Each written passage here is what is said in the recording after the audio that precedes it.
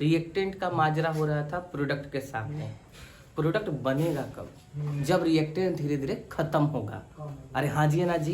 तो आप मुझे बताइए, मैंने एक हेडिंग लगा रखा है रेट ऑफ डिसअपीयरेंस। तो आप मुझे खुद बताइए कि ये डिसअपीयरेंस धीरे धीरे विलुप्त हो रहा है, कम हो रहा है, खत्म हो रहा है, ये रिएक्टेंट के लिए होगा कि प्रोडक्ट के लिए होगा? रिएक्टेंट के लिए होगा। किसके लिए होगा बाबू?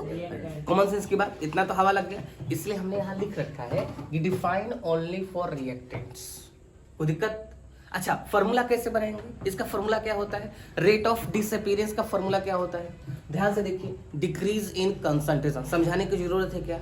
रिएक्टेंट की कंसंट्रेशन धीरे धीरे क्या होगी बाबू? खत्म होगी। अपॉन में क्या है बाबू? Time taken. याद रखिएगा, केवल और केवल हमने डिनोमिनेटर में टाइम टेकन वर्ड यूज किया है, into a stoichiometric coefficient use नहीं किया है। ये ऐसा यूज हम लोग कब किया करते थे? जब रेट पढ़ा करते थे।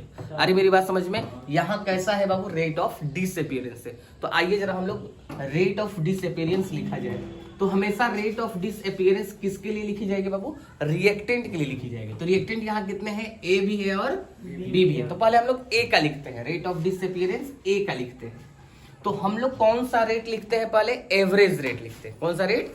Average rate. तो रिएक्टेंट है तो कैसा साइन लगाऊं? माइनस का। एवरेज कह रहा हूं तो डेल्टा लिखूंगा, कंसंट्रेशन लिखूंगा, फिर ए लिखूंगा, फिर क्या लिखूंगा? Delta T into stoichiometric coefficient. Yes और नो? नो, क्योंकि अपॉन में क्या लिखेंगे? केवल डेल्टा टी लिखेंगे। ये गलती कभी मत करिएगा भाई, हाँ या ना? ठीक है। अच्छा, यही सेम चीज यदि ये एवरेज में लिखा ना, अब मैं कहूंगी सर इसको इंस्टेंटेनियस में बदलो, तो आप कहोगे सर एक मिनट माइनस लिख लो आप। एक लिए ही लिख रहा हूं मैं अभी, ठीक है सर। डेल्टा के बदले क्या लिखूंगा? D. Concentration of A upon में क्या लिखूंगा? डी। अब बताओ कैसा लगा? कैसा लगा? कोई दिक्कत? अब मैं कह रहा नहीं, अब रेट ऑफ डिसअपीयरेंस आप बी के लिए लिखो, क्योंकि बी भी हमारा क्या है बाबू? रिएक्टेंट है। आइए जरा लिखा जाए। सर कौन सी रेट लिखोगे आप? Average rate. कौन सी रेट?